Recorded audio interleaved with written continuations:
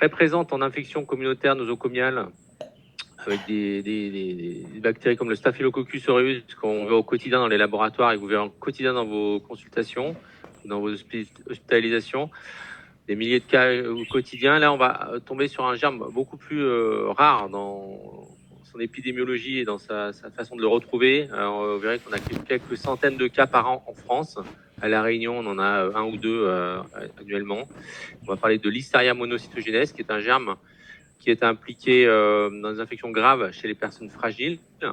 Et vous le voyez là sur ma diapo, qui est en lien avec l'alimentation et certaines denrées alimentaires qui véhiculent cette bactérie qui est plutôt présente dans l'environnement et chez les animaux et qui, par l'intermédiaire donc de ces supports-là, est en général à un moment donné absorbée en contact avec un organisme et parfois déclenche une infection. La bactérie Listeria monocytogenes est une bactérie donc du genre Listeria, comme je vous le disais. Ça profite ubiquitaire dans l'environnement, dans la nature. Les aliments à risque, ce seront les aliments en lien avec certains types d'animaux, donc notamment avec les bovins, avec les poulets. Et puis, vous verrez que cette dispersion dans l'environnement fait qu'on peut également coloniser, contaminer certaines denrées qui sont au sol, notamment, et en particulier certains fruits et légumes qui ne sont pas lavés et qui sont consommés tels quels avec la bactérie peuvent entraîner une colonisation de l'individu par l'alimentation, comme je vous le disais, donc. Et donc, la porte d'entrée, la générale digestive, on se retrouve avec une infection opportuniste chez une personne. Cette bactérie, elle est dans sa transmission possible parce qu'elle va résister dans l'environnement à ces conditions parfois hostiles de température ou d'hygrométrie qui vont lui permettre, par rapport à d'autres bactéries, de persister dans cet environnement et d'être consommée à un moment donné parce qu'elle a résisté à ces conditions. L'absorption par voie digestive, elle est en général, je vous le disais tout à l'heure, indirecte. C'est ce que vous avez sur le bas de la diapositive, dans le mode de transmission, par l'alimentation, encore une fois, les aliments souillés. Mais parfois, et ça c'est beaucoup plus exceptionnel, elle est directe par une contamination, notamment de certains professionnels en contact avec notamment les animaux, donc qui le portent dans leur tube digestif. Et donc ces animaux, ces professionnels, ce sont surtout des éleveurs, des agriculteurs, parfois des professionnels de santé animale, donc les vétérinaires, qui vont pouvoir être en contact d'une excrétion par l'animal et d'une aérosolisation par exemple, d'une contamination des mains, etc. et une transmission féco-orale après qui pourrait être source de colonisation du tube digestif. Mais vraiment la majorité, ce que vous allez voir, ce qui est surveillé par les instances sanitaires, c'est cette transmission par les denrées alimentaires. Donc vous verrez qu'on fait des contrôles à la chaîne alimentaire et on a des préconisations dans la production de certains aliments pour prévenir ce risque. Et donc c'est vraiment là qu'on se focalise. Après sur les professionnels en question, c'est un risque également connu, donc il y a quelques recommandations préventives qui vont être faites pour ces professionnels. Donc absorption par voie digestive essentiellement. Donc c'est deux modes, et vous allez voir, vous le voyez un peu sur cette diapositive, ces modes de colonisation donc des individus. Vous voyez qu'il y a quand même deux types d'individus sur cette diapositive qui sont en particulier soulignés. C'est la personne âgée. Alors, la personne âgée, ça souligne la personne immunodéprimée, la personne fragile sur le plan immunitaire. Vous l'avez vu la semaine dernière, vous avez dû le voir dans d'autres cours. On a un certain nombre d'infections dont la fréquence progresse avec l'âge. C'est lié avec une baisse des capacités immunitaires. Et donc, vous allez voir qu'après 60 ans, on devient beaucoup plus fragile et susceptible d'être infecté par cette bactérie. Mais ça peut être le cas plus tôt si on a des éléments d'immunodépression qu'on avait évoqué pour d'autres pathogènes la semaine dernière. Et puis vous avez le cas de la femme enceinte, où là, il y a une particularité qui n'est pas liée au risque pour la mère, mais un risque pour l'enfant avec une transmission transplacentaire de cette bactérie qui est possible. Dans ces deux contextes que je viens de vous souligner, faut quand même relever que le nombre de cas est vraiment faible. On est à moins de 500 cas, on va dire, annualisés en France, avec un système quand même de déclaration et de suivi. On est sur une maladie à déclaration obligatoire. On peut pas être sûr qu'on est exhaustif, mais c'est quelque chose qui est bien connu et qui est bien signalé en général.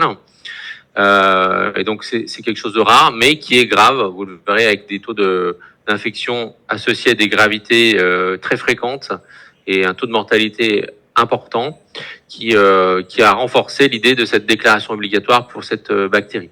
Alors, la déclaration obligatoire, elle a un lien sur en fait la gestion du risque et sur la capacité à pouvoir casser des risques épidémiques. Donc vous le verrez peut-être dans d'autres types d'infections avec d'autres pathogènes. Là, c'est le cas de la listeria. Donc là, c'est un système de santé. Je vous demande pas de retenir cette diapo. Hein, c'est pour vous imaginer un petit peu à quoi sert une déclaration obligatoire. Vous voyez que c'est la seconde cause de mortalité d'origine alimentaire en France. Et le but de cette déclaration obligatoire auprès des agences régionales de santé, qui fait suivre ces données vers d'autres centres, c'est de pouvoir colliger ces cas, de voir s'il y a, puisque la transmission se fait par essentiellement des denrées alimentaires, voir s'il y a plusieurs cas qui arrivent à être notifiés dans une même région, ou s'il y a des cas communs entre ces cas déclarés qui pourraient être éloignés géographiquement également. Vous le voyez sur le bas de la diapositive, il y a un suivi. Donc là, le haut, c'est sur la santé humaine. En bas, vous voyez qu'il y a des éléments sur les denrées alimentaires, l'environnement, enfin des éléments qui sont également dans les surveillances de chaînes de production. L'ensemble permet de croiser les éléments, les données, de comparer les souches. Et dans le cas où il y aurait des souches humaines identiques, il y aurait des investigations qui pourraient être menées, qui pourraient être croisées avec des investigations et des détections dans certaines denrées alimentaires. Les enquêtes permettent également d'aller analyser éventuellement des denrées alimentaires qui peuvent être consommées de manière concomitante par tous les cas. Et l'idée est de pouvoir déceler parfois des denrées et des lots de production. On est souvent sur des chaînes de production industrielles qui ont pu être contaminées, et de pouvoir faire ces retraits de l'eau, ces retraits de denrées alimentaires de la chaîne de distribution pour éviter que d'autres cas ne se manifestent. Éventuellement, parfois, on fait des appels à la population pour faire ces retraits chez les personnes qui en auraient déjà acheté, et pour éviter qu'elles s'exposent. Donc ça, c'est un petit peu l'esprit de ces maladies à déclaration obligatoire. Vous verrez tout à l'heure, on évoquera une autre, c'est de pouvoir essayer par des actions d'agir et de réduire le risque d'avoir d'autres cas, puisqu'on est sur des cas graves potentiels. Grâce à cette chaîne et ces surveillances, alors vous le verrez, on en reparlera tout à l'heure, les denrées alimentaires à risque, on est sur certains types de charcuterie, certains types de fromage, des éléments qui sont bien identifiés. Et vous voyez que grâce aux mesures mises en place en France de réglementation dans les productions, de contrôle avant mise en vente, etc., de réglementation dans les chaînes de production également, grâce à des recommandations hygiéno-diététiques également qui sont diffusées auprès notamment des femmes enceintes pendant la grossesse pour mettre en garde contre la consommation de certains types de denrées alimentaires, donc éviter pendant ces mois de grossesse de consommer certains types d'aliments.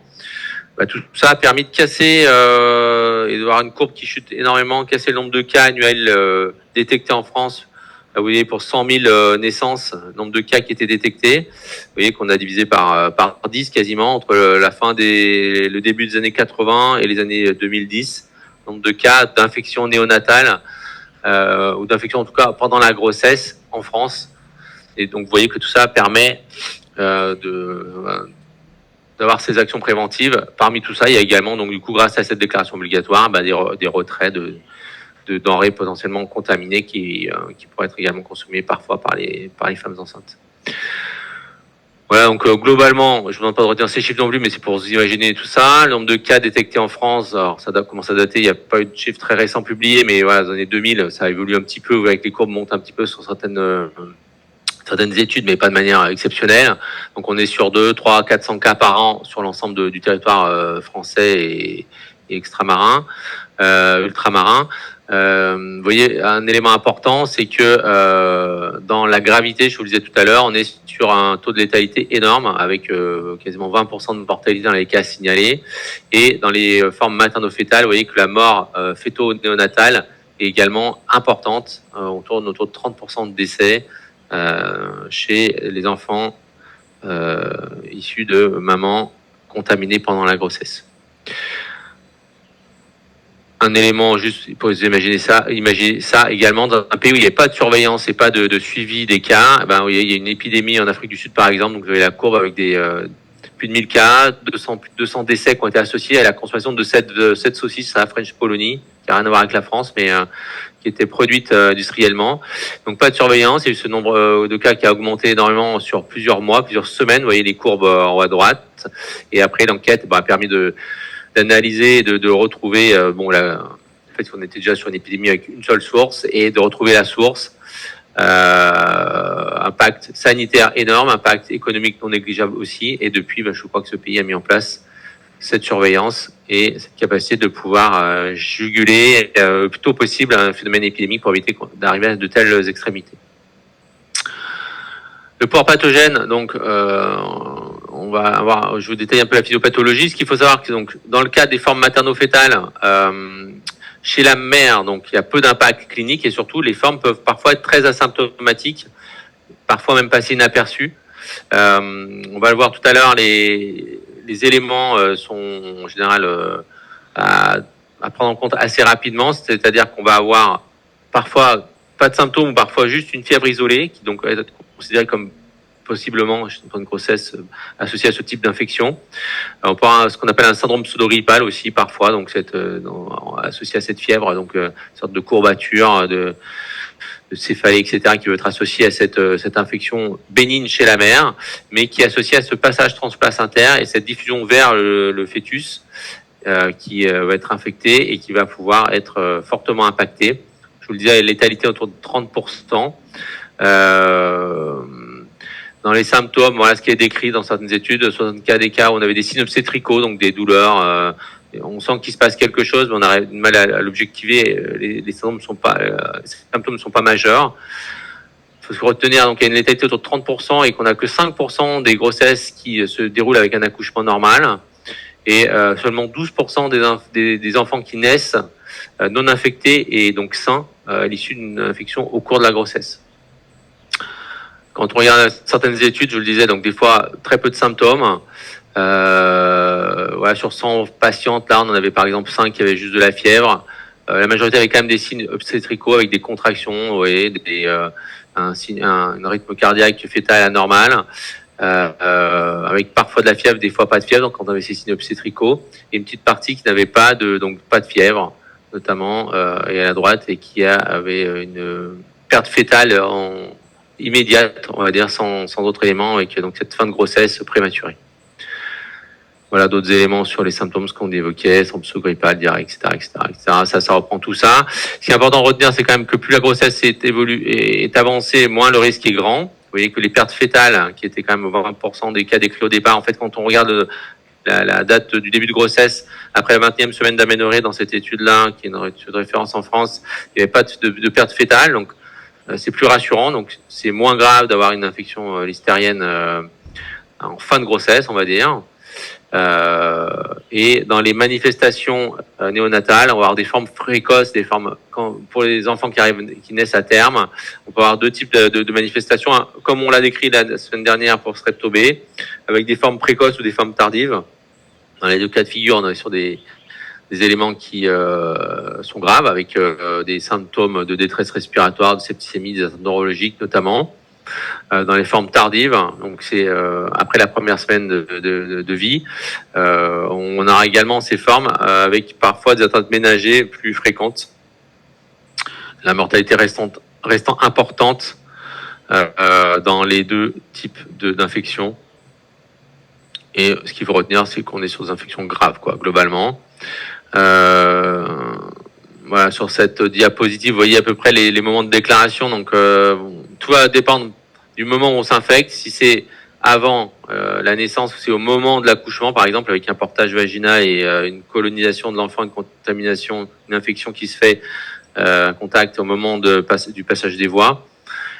Ce que je voulais juste vous montrer là-dedans, c'est qu'en dehors du fait qu'on ait des cas avant, avec des morts fétales in utero et des cas qui se manifestent à la naissance précoce ou tardif, c'est que ces cas tardifs, ils peuvent être très tardifs et ils peuvent arriver plusieurs semaines, voire au-delà d'un mois après la naissance. Donc, c'est des infections chez un tout petit. La semaine dernière, je parlais de Strepto B, qui est vraiment le facteur numéro 1 d'infection précoce et tardive également. On parlait des Escherichia coli aussi, mais l'hystéria fait partie des infections possibles du nouveau-né et qu'il faut savoir suspecter et éventuellement couvrir par un traitement antibio. Le cas échéant. L'autre partie de la population qui peut être infectée, donc c'est la personne immunodéprimée. Je vous ai dit donc après 60 ans, mais c'est l'immunodépression dans sa globalité, qu'on évoquait la dernière fois, avec certaines pathologies, certains traitements immunosuppresseurs, etc. Donc on parle d'infection là ici opportuniste, c'est lié à un problème d'immunité, notamment d'immunité à médiation cellulaire. Les formes cliniques, elles vont se manifester essentiellement par deux types d'accès. Les formes méningées, pure, méningite, méningoencéphalite, encéphalite, avec une taux de mortalité autour de 30%, et des formes septiques qui peuvent être associées parfois à ces formes méningées, et inversement, des fois on a des formes méningées sans forme septique, en tout cas on ne détecte pas dans le sang la bactérie, et là on est sur une mortalité également autour de 30%. Plus rarement, mais ça existe, on a des formes localisées, notamment cutanées, osseuses. C'est vraiment exceptionnel, et vraiment les formes les plus fréquentes, ce sont celles qu'on évoque, la septique et méningée. Vous voyez les bactériémies dans cette étude-là, avec l'âge, donc après 50 ans notamment, on a cette proportion à évoluer, avec ces cas qui parfois apparaissent un petit peu plus tôt chez des personnes fragilisées. Donc Listeria monocytogenes, c'est un bacille gram positif. On va voir le côté bactériologie. Ce bacille gram positif, vous l'avez sur l'examen de Gram en haut à droite. Donc ça, c'était un examen direct d'un liquide céphalorachidien. Donc on pique une PL chez une personne qui a des syndromes ménagers. On recueille ce liquide céphalorachidien. Et donc on étale ce liquide sur une lame et on fait tout de suite un examen microscopique après une coloration qui permet de visualiser les bactéries, donc une coloration de Gram. Et donc vous avez ces bacilles là. Donc ces bâtonnets qui sont plutôt violacés, la coloration de Gram n'est pas forcément très très nette, et qui peuvent être vus à l'examen et qui peuvent aider à évoquer rapidement la listeria. En nombre d'infections, donc attention à l'échelle, vous voyez, par rapport à d'autres bactéries qui auraient le pneumocoque, par exemple, l'échelle elle va de 0 à 100, là sur d'autres types de bactéries, là on va de 0 à 15, donc on est sur un nombre de méningites ou d'infections invasives, là pour le coup, qui sont beaucoup moins fréquentes. Et vous voyez, listeria, ce que je vous disais tout à l'heure, avant 1 an et puis après 50 ans pour ces pics, et relativiser le nombre d'infections par rapport à d'autres bactéries grâce à ce tableau qui permet de les comparer. Dans les proportions des méningites, là, vous voyez, listeria, c'est cette partie un peu centrale qui a tendance à augmenter un petit peu entre 2000 et 2015, on va dire. Ça vous situe un petit peu les choses aussi. Vous voyez que c'est une des raisons des méningites bactériennes dans la population française qui est à évoquer. Également un peu d'épidémiologie pour vous imaginer tout ça. Intéressant, c'est la courbe en haut en bas. Donc en bas, c'est les formes materno-néonatales, je vous disais. Donc grâce à ces préventions depuis un certain nombre d'années, on a diminué. On était parti même beaucoup plus haut, vous avez vu, au début des années 80. Et on arrive à stabiliser grâce à ces préventions et à ces suivis chez les femmes enceintes. Dans la population générale, vous voyez que la courbe elle est un petit peu inversée. C'est la courbe du haut en bleu, avec les bactériémies qui ont tendance à augmenter avec le temps. Là, c'est un peu en lien avec nos capacités aujourd'hui à pouvoir traiter plus de pathologies, avoir plus de patients immunodéprimés dans la population générale. Il y a plus de greffés, il y a plus de capacité à traiter certaines pathologies avec des thérapeutiques immunosuppressives, des corticoïdes, etc. Donc on augmente un peu ce risque dans la population et on augmente donc le nombre de cas détectés, même si les formes neuroméningées ne sont pas en augmentation, c'est plutôt les formes bactériémiques. Et un élément important là, c'est que vous voyez, de 2/3 des cas, c'est des cas sporadiques qui ne sont pas forcément liés à des grandes épidémies, à des cas multiples recensés dans la population. Là, un autre élément, pour vous imaginer un petit peu ce que je vous disais, dans les formes materno-néonatales, vous avez vu que ces cas peuvent arriver après plusieurs jours de vie, et vous voyez là jusqu'à 45-60 jours après l'accouchement. Dans la population immunodéprimée, ça va un peu plus vite avec les formes ménagées, des fois un peu retardées par rapport à l'exposition, et donc de bactériémie qui arrive dans la semaine en général après la consommation de la denrée alimentaire suspectée comme contaminante. En termes de physiopathologie, on a affaire à une bactérie qui peut donc coloniser l'intérieur des cellules, qui peut se multiplier parfois dans les polynucléaires neutrophiles, enfin dans les cellules mononucléées, pardon, donc dans les monocytes macrophages. Ce qu'il faut savoir, donc, c'est que c'est une bactérie qui rentre dans l'organisme en général par voie digestive, comme je vous le disais tout à l'heure, qui va pouvoir passer certaines barrières et arriver à traverser la paroi des entérocytes et à gagner la circulation lymphatique, qui va lui permettre de diffuser dans l'organisme, également la circulation sanguine. Donc c'est cette première barrière qui est franchie et qui permet d'aller plus loin ailleurs dans l'organisme et éventuellement de circuler dans le sang avec ses formes septiques et d'atteindre les territoires méningés. Et ça, chez l'immunodéprimé, c'est lié au fait que dans les organes qui sont des organes de contrôle et où, grâce à une immunité compétente, on va pouvoir maîtriser l'infection, notamment dans le foie et la rate. Chez l'immunodéprimé, dans les organes cibles, les bactéries vont réussir à ne pas être maîtrisées et à pouvoir diffuser hors de ces organes et atteindre ensuite ces territoires secondaires, circuler dans le sang, atteindre le système nerveux central, atteindre le placenta, passer chez le nouveau-né pour la femme enceinte et provoquer donc ces symptômes et ces infections ensuite qu'on a évoquées précédemment. Ok. Sur le plan bactériologique, donc bacilles à gram positif, c'est des bactéries aéro-anaérobies. Un élément important, c'est sa psychrophilie, en fait, cette capacité à pouvoir résister à des températures notamment basses. Donc dans l'environnement et éventuellement également dans les chaînes de conservation. Vous savez qu'on met souvent les aliments au frais pour éviter que les bactéries ne se multiplient. Et bien chez pour l'Listeria, cette capacité à pouvoir croître à entre 2 et 8 degrés fait que même quand on les conserve bien, les aliments, les bactéries ne vont pas être tuées et surtout va pouvoir se multiplier et augmenter son inoculum et provoquer donc du coup un risque d'infection beaucoup plus important. Donc ça c'est un élément important, une capacité à résister aux basses températures et même à se multiplier à basse température, donc dans un réfrigérateur. Sur le plan bactériologique, pas d'éléments très particuliers pour vous, si ce n'est qu'il faut juste retenir, il y a ces histoires de température, il y a cette capacité de se multiplier dans des conditions qui sont plutôt défavorables pour d'autres bactéries, notamment quand on a des quantités de NaCl, donc du sel en quantité importante, qui est des pH, des gammes basses, acides ou basiques, qui pour certaines bactéries sont délétères. Là, cette bactérie, elle résiste, ce que je disais tout à l'heure, ça permet de résister dans l'environnement, ça permet de résister dans des conditions un peu extrêmes et de pouvoir survivre et de pouvoir être transmis. Donc on le retrouve aussi dans les cultures bactériennes, ça peut être des conditions de sélectives de mise en culture. Cette bactérie, elle est essentiellement identifiée comme on le voyait avec les bactéries. Donc, elle arrive à accroître sur nos géloses nutritives qu'on utilise dans les laboratoires, comme ce que je vous montrais la semaine dernière pour les staph et les streptocoques. Et on les identifie avec les mêmes techniques. Alors, soit biochimique, ça a été abandonné aujourd'hui, mais ce serait des possibilités de mettre en disant certaines bactéries, certaines enzymes, certaines consommations de sucre. Aujourd'hui, ce qu'on utilise beaucoup, c'est la spectrométrie de masse et nos techniques Malditov qui permettent d'analyser le spectre protéique des membranes des bactéries.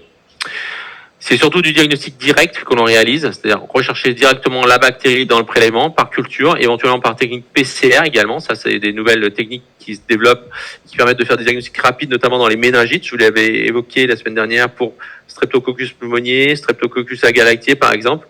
Dans les méningites, on peut faire des PCR pour aller rapidement identifier l'agent bactérien impliqué pour choisir l'antibiothérapie et puis pour pouvoir gérer le cas et éventuellement les cas contacts. Listeria monocytogenes est une des cibles développées dans ces approches de PCR rapide sur liquide céphalorachidien et qu'on peut faire sur d'autres prélèvements biologiques. Donc c'est un élément important, c'est du diagnostic direct. Le diagnostic indirect, on évoquera pour d'autres bactéries tout à l'heure, qui est la recherche d'un contact dans l'organisme qui a pu avoir lieu avec la bactérie par la recherche d'anticorps dirigés contre cette bactérie, donc par des techniques de sérologie. Elle est très peu performante, elle existe, mais elle est vraiment réservée aux infections neurologiques et en seconde intention, si on n'arrive pas à documenter par les techniques directes. Elle n'a pas une très bonne spécificité, pas une très bonne sensibilité, donc c'est vraiment quelque chose qui n'est pas utilisé fréquemment et qui peut être utilisé encore une fois dans ces formes méningées au cas où on n'aurait pas d'agent identifié et qu'on suspecterait une listériose, on peut parfois faire ces sérologies listériennes. Alors, j'ai un problème avec mon ordinateur, ça devait arriver. Voilà. Est-ce que vous m'entendez toujours ?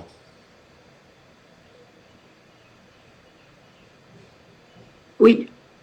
Ouais, bon. Alors, j'ai un PC qui est figé. Il va falloir que je l'éteigne, je pense. Je dois me déconnecter 2 minutes.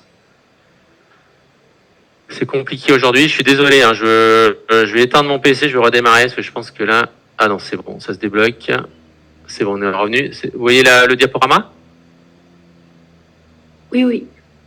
C'est bon, ok. J'ai juste fermé quelques applications sur mon ordi pour éviter de vous perdre. Alors, qu'est-ce que je peux faire ? Mais j'ai pas ouvert grand-chose.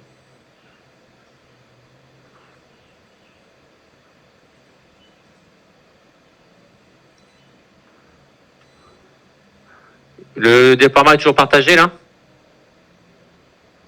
Oui, oui, oui. Ouais, ok. Bon, allez, je reprends. On va essayer j'espère que ça va tenir. Pour le diagnostic, donc je vous disais, diagnostic direct, culture PCR.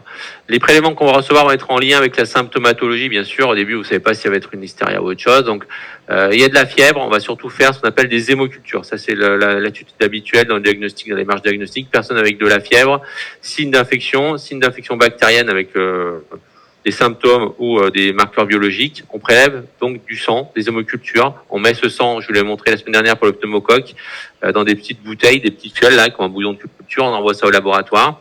Et donc l'une des démarches phares, c'est chez la femme enceinte, fièvre isolée, suspicion listeria, hémoculture. Voilà, dans la démarche. Les hémocultures, elles sont incubées 5 jours dans un laboratoire.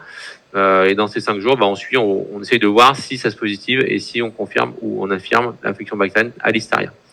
Si on est dans un cadre où on a un syndrome méningé, des signes neurologiques, on va prélever un liquide céphalorachidien en même temps, PCR possible, culture également. Et puis, en fonction du contexte, si on est chez une femme enceinte qui vient d'accoucher, on va envoyer au laboratoire du placenta, éventuellement des lochies, du liquide amniotique si on a réussi à en récupérer. Et chez le nouveau-né, on peut avoir d'autres préléments, notamment périphériques, cutanés, le méconium, par exemple. Donc voilà, c'est essentiellement ça, ces préléments, ces natures biologiques qui sont adressées au laboratoire. Ce diagramme qui est un petit peu complexe, ce qu'il faut juste retenir, c'est qu'il n'y a pas de technique parfaite et de milieu biologique unique dans lequel on a 100% des réponses. C'est la multiplicité un petit peu des prélèvements qui va faire qu'on arrive à quelque chose qui est performant. Vous voyez que les hémocultures, c'est le prélèvement le plus performant, mais qui est possible dans moins de 60% des cas. Donc ça manque de sensibilité. Donc l'élément à retenir, c'est que l'hémoculture, elle a tout son intérêt, mais que ça marche pas toujours, et que quand on suspecte cette listeria, c'est pas parce que les hémocs sont négatifs qu'on arrête forcément le traitement. On peut se dire aussi que malgré le bon prélèvement, on n'a pas réussi à isoler la bactérie. Et donc c'est cette conjonction souvent d'éléments prélevés, d'évolution clinique, qui permet de se dire bon, là j'ai cette suspicion, je maintiens le traitement. Parfois on arrive à le documenter, l'infection, mais c'est pas toujours le cas. Et puis parfois on va se dire on sait que c'est pas infaillible et donc on va maintenir le traitement parce on suspecte ce risque. Le traitement, alors un élément important à retenir, c'est que ce sont des bêta-lactamines ça fait partie du traitement de choix sur la Listeria. Il faut savoir que cette bactérie, elle est résistante aux céphalosporines de 3e génération et sensible aux pénicillines, notamment aux pénicillines A. Ces céphalosporines de 3e génération, je vous l'ai évoqué la semaine dernière, c'est quelque chose qui est souvent utilisé en première ligne dans les méningites, dans les septicémies, parce que ça couvre beaucoup de bactéries, notamment les grammes moins, un peu moins bien, mais ça couvre quand même les grammes plus, notamment le pneumocoque. Donc dans les suspicions de méningite, vous verrez qu'on met souvent des céphalosporines de 3e génération. Et donc quand on met cette thérapeutique, on couvre tout, sauf la Listeria, en général, couvre tout, quasiment tout, et surtout les bactéries les plus fréquemment impliquées dans les méningites, mais pas la Listeria. Et donc quand on suspecte la Listeria, il faut savoir ajouter cette molécule l'ampicilline, parce que c'est cette molécule-là qui pourra agir, les C3G étant inactive. L'association de traitement bactéricide, c'est souvent ampicilline gentamicine, donc un aminoside qui est ajouté. Et en cas d'impossibilité d'utiliser des bêta-lactamines et de la pénicilline A, souvent le Bactrim qui est utilisé, donc l'association triméthoprime sulfaméthoxazole. Ces traitements, ils sont plutôt longs, 2 à 3 semaines en fonction de la porte d'entrée, des symptômes qui sont observés. Donc un élément important, c'est la prévention et la prophylaxie. Je vous le disais tout à l'heure, donc il y a une prévention dans la production alimentaire, dans les aliments à risque, qui sont les produits laitiers essentiellement, notamment les laits crus et non pasteurisés, les fromages frais à pâte molle, etc., ce que j'ai listé là. Les produits également issus du porc et du bœuf, et qui sont les charcuteries cuites ou crues, donc les pâtés, les jambons notamment.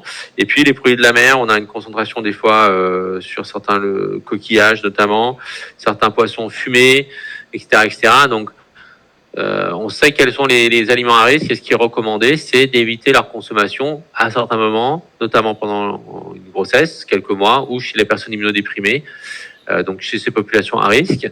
Les autres éléments hygiéno-diététiques, c'est de faire attention au risque de contamination par un contact dans l'environnement où on aurait pu retrouver cette bactérie, quand on jardine notamment, quand on utilise qu'on est en contact avec ces éléments potentiellement colonisés, donc lavage des mains. En cuisine, c'est les contaminations croisées. Dans un réfrigérateur, sur un plan de travail avec des ustensiles qui pourraient toucher un aliment contaminé pour porter la bactérie vers un aliment qui est normalement pas à risque, mais qui serait en contact avec l'aliment contaminé. Donc c'est bien faire attention à l'hygiène globale des réfrigérateurs, des modalités de gestion des préparations des denrées alimentaires. Attention également aux dates de péremption, etc. Dans certains aliments, c'est simplement de les cuire ou de les peler qui permet également de prévenir et de détruire la bactérie, soit de l'éliminer par le mécanisme mécanique, soit de la détruire par la cuisson.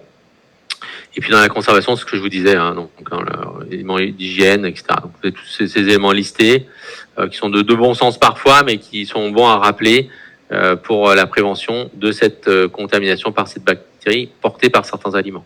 Vous voyez les sources d'aliments contaminés, je vous le disais, charcuterie, poisson, fumée notamment, fromage surtout, donc la pâte molle, etc. Voilà, ces éléments. Là, c'est une recommandation. Qu'est-ce qui se passe quand on a un avis qui exprime le fait qu'on a peut-être été en contact avec un aliment porteur de cette bactérie? Les recommandations disent qu'il n'y a pas lieu de recommander une antibioprophylaxie systématique en cas de consommation d'un aliment contaminé. Donc, en fonction de son contexte, bien sûr, chez l'immunocompétent, finalement, on ne craint pas grand-chose. Par contre, chez les immunodéprimés ou une femme enceinte, l'idéal, c'est d'aller consulter son médecin qui rassure, donc que la patiente vienne vous consulter, qu'elle soit rassurée sur le fait que c'est quelque chose de rare, qu'elle soit surveillée sur le plan clinique en cas d'une manifestation qui pourrait être en lien avec un symptôme associé à ce qu'on sait de la risque d'infection listérienne, que ce soit pris en compte. Et par contre, la mise sous traitement systématique n'est pas forcément ce qui est fait, d'une part parce que c'est rare, la transmission et l'évolution vers une infection est rare, et d'autre part pour éviter une imprégnation antibiotique inutile et un risque de sélection de résistance à terme par multiplication d'impact antibio chez une flore pour la flore d'un patient qui serait délétère à terme dans le temps. Donc pour conclure, l'Listeria monocytogenes, c'est le gram positif qui est transmis par l'alimentation aux personnes qui consomment ce type de denrées qu'on a évoqué, certains types de poissons, fromage, charcuterie, etc. Danger surtout donc exprimé chez l'immunodéprimé, chez la femme enceinte. Donc on a un euportisme d'infection avec cette gravité potentielle de l'infection. Vous avez vu que ces techniques diagnostiques, elles sont pas infaillibles, donc c'est une multiplication de prélèvements qui permet par ces diagnostics directs de retrouver cette bactérie, de la mettre en évidence pour mettre en place le traitement adapté qui est la pénicilline A. Et puis attention, donc dans le cadre de la grossesse, avec ces risques importants maternaux-fétaux, avec une mortalité de l'ordre de 30% chez les nouveau-nés perte fétale, et puis aussi des risques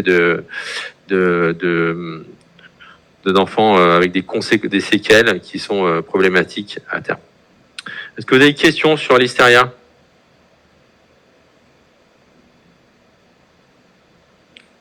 C'est bon ? Donc on va enchaîner avec la deuxième partie du groupe de bactéries qu'on doit voir aujourd'hui.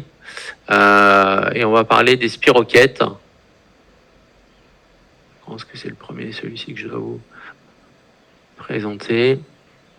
On a, appartenant à une même classe, on a une bactérie on a plusieurs types de bactéries qui vont nous intéresser aujourd'hui. Est-ce que vous avez toujours le diaporama en visu, là ? Oui. Ouais, parfait. Donc on va parler des spirochètes. Dans cette classe des spirochètes, ou cet ordre des spirochètales, qui ont des particularités de structure identique. Donc on est sur des bactéries très différentes de celles que je vous ai évoquées jusqu'à maintenant, qui étaient un peu des bactéries conventionnelles, qui présentent chez l'homme, qui colonisent éventuellement le tube digestif, qui sont présentes parfois dans les fleurs commensales. Là on est sur des bactéries qui sont des pathogènes stricts, qui interviennent par une contamination exogène. On va voir différents ordres, transmission interhumaine parfois c'est environnemental, parfois c'est par intermédiaire d'arthropodes. Elles ont une structure qui est très particulière. Ce sont des bacilles très très mobiles, qui ont une forme hélicoïdale et qui ont une structure de la membrane externe et du pectoricane qui est très particulière, avec la présence d'un endoflagelle qui lui permet d'avoir une mobilité incroyable. Quand on observe ça au microscope, c'est impressionnant. Ces bactéries ont une particularité, c'est qu'elles sont très très difficilement cultivables. Donc vous verrez qu'en termes de diagnostic, on se base sur d'autres techniques que celles que je vous ai présentées de bactériologie conventionnelle. On est sur des techniques souvent de diagnostic indirect, donc de recherche sérologique de contact, donc par la détection d'anticorps. Et il y a plusieurs familles et genres bactériens d'intérêt dans cette grande classe cette grande classe des spirochètes. Nous, on va s'intéresser surtout dans cet ordre de spirochètales et cette classe des spirochètes à 3 familles, avec les Borreliaceae et surtout le genre Borrelia qui est associé à une pathologie fréquente dans l'hémisphère nord. Je vous parlerai également de leptospirose avec cette bactérie appartenant au genre Leptospira qui est au sein de la famille des Leptospiracées. Et puis on évoquera une dernière bactérie qui appartient à cet ordre, cette classe et à cette famille des Spirochaetacées, qui appartient donc, qui est la Treponema pallidum, qui appartient au genre Treponema, qui est un agent d'infection sexuellement transmissible, donc de transmission interhumaine, et qui est très présente en médecine et qu'il faut absolument connaître. Donc pour commencer avec, alors j'ai fait une petite faute, c'est le genre Borrelia. On va parler de Borrelia burgdorferi, qui est associé à une pathologie humaine qu'on appelle la maladie de Lyme. Cette bactérie, elle est très présente, vous allez le voir, dans une partie du monde, du fait de son mode de transmission. Cette transmission, elle a lieu par des vecteurs, donc elle ne se fait pas en transmission interhumaine, et vous verrez que le réservoir n'est pas humain. Et ce vecteur, c'est un vecteur arthropode hématophage, donc c'est par l'intermédiaire de cet insecte, la piqûre qui va provoquer chez un hôte, qui peut être un homme, que la bactérie va pouvoir être transmise. Une trentaine d'espèces de Borrelia sont retrouvées. Nous, on va surtout s'intéresser à ce que vous avez sur ce diapo, sur la gauche en rouge en bas, dans le genre Borrelia, aux Borrelia qui sont impliqués dans la maladie de Lyme et donc qui sont strictement associés à cette pathologie humaine. On va pas évoquer les autres Borrelia, et notamment celles qui sont liées aux fièvres intercurrentes. C'est une bactérie qui a été très médiatisée ces dernières années, une infection qui a été très médiatisée parce que elle est associée à des symptômes qui peuvent être un peu divers, que le diagnostic n'est pas toujours évident et que en cas de mauvaise prise en charge, les symptômes peuvent durer longtemps avec des conséquences sur la vie quotidienne non négligeables. Ça a été très médiatisé parce que ça a été un petit peu survendu et il y a eu beaucoup de médias qui ont entraîné cette popularisation un peu de la polémique, avec des associations également de malades qui sont au créneau sur des éléments qui n'étaient pas toujours véridiques, une véracité qui était pas toujours au rendez-vous sur cette capacité de diagnostic, etc. Donc il y a eu beaucoup d'éléments faux qui ont été diffusés, qui ont inquiété la population et que les sociétés savantes, notamment d'infectiologie, ont tenté de recadrer pour éviter que des surdiagnostics, des faux diagnostics soient évoqués autour de cette maladie de Lyme, puisque vous verrez, il y a notamment des symptômes de fatigue chronique qui peuvent être associés à cette infection chronique, et que beaucoup de personnes s'engouffraient un peu dans la brèche pour se suspecter infectées et expliquer un peu leur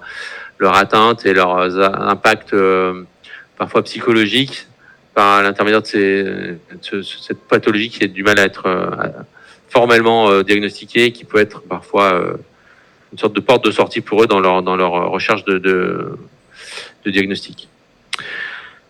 En termes d'épidémiologie, vous allez voir, donc là, vous voyez que ces éléments-là cités, vous avez beaucoup de zones qui sont entourées, là, qui sont surtout dans l'hémisphère nord. Il y a quelques croix, là, quelques étoiles dans l'hémisphère sud, mais oui, c'est surtout dans l'hémisphère nord. Et ça, c'est lié au fait que le vecteur l'arthropode, donc vous verrez que c'est une tique du genre Ixodes, elle se situe dans cette zone du monde et qu'on n'a pas dans l'hémisphère sud. Donc c'est quelque chose qui pourrait éventuellement évoluer dans le temps, si on avait un vecteur qui était transféré et qui arrivait à s'implanter dans d'autres régions du monde.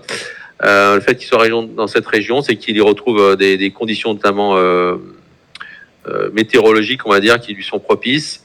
C'est ce qui peut expliquer pourquoi il a du mal à s'implanter ailleurs. Parfois, il y a des cas signalés dans d'autres régions du monde qui sont rapportés à des potentiels voyages. Donc, ce qu'on va retenir aujourd'hui, c'est que c'est surtout une pathologie de l'hémisphère nord, avec plusieurs espèces qui peuvent être impliquées, donc du genre Borrelia, qui sont citées là-dessus, que je ne veux pas vous demander de retenir, mais il faut juste que vous reteniez que donc dans le genre Borrelia, on va surtout retenir Borrelia burgdorferi comme terme de la bactérie impliquée au sens large, donc sensus lato.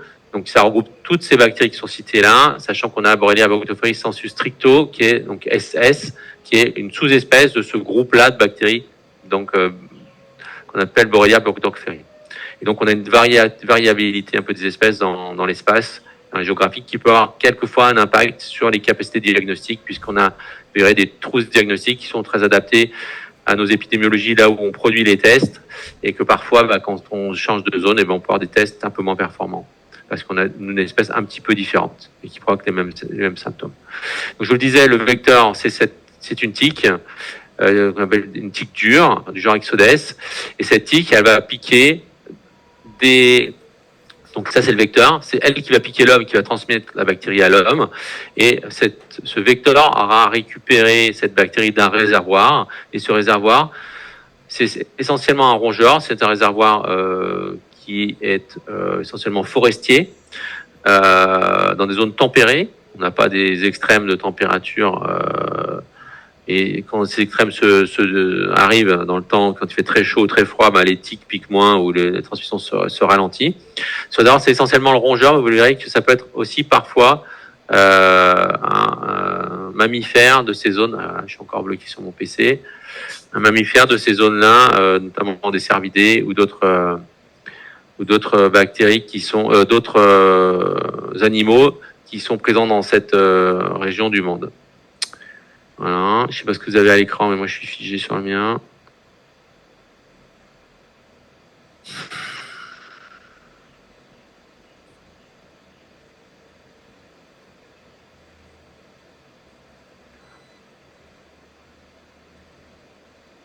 Vous m'entendez toujours, ouais?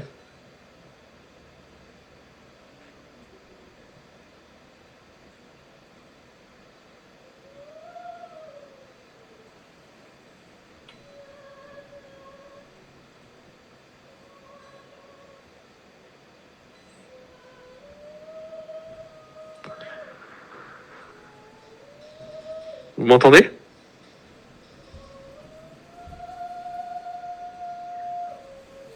On vous entend, mais on a la diapo du départ.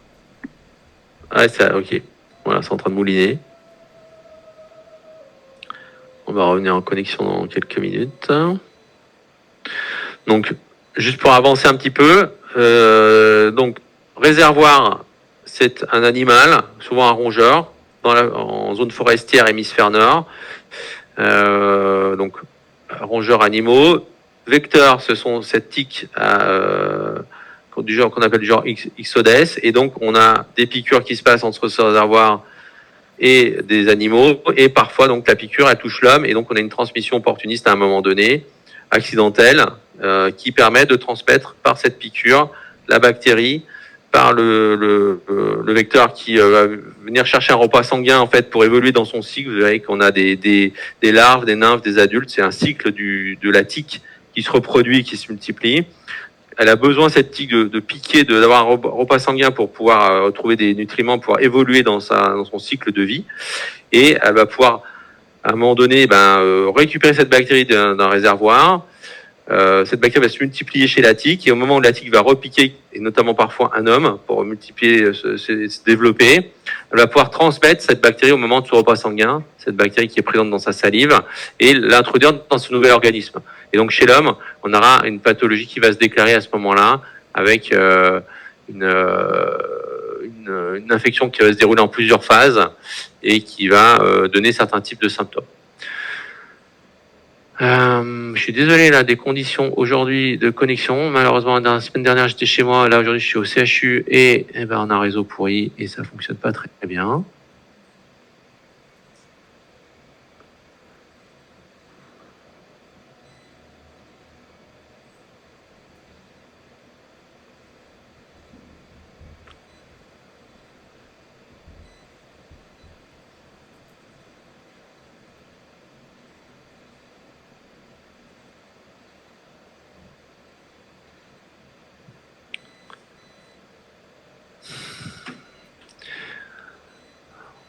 Tout à l'heure, c'est revenu assez vite. Bon, ce que je vais faire, c'est que je vais me déconnecter là, je vais tout éteindre, je vais tout relancer parce que ça me fatigue. Ça n'a pas l'air de revenir tout seul. parce qu'il a du mal à gérer là le réseau, mais donc je me déconnecte et je reviens dans 5 minutes, hein, ok?